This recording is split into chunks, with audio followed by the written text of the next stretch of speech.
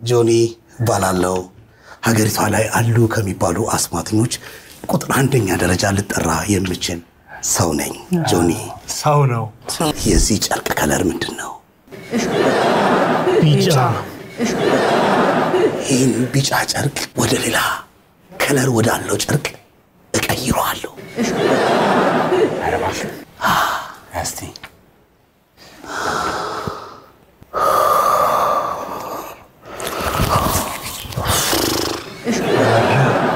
ፈረስ ሆነ ድንገት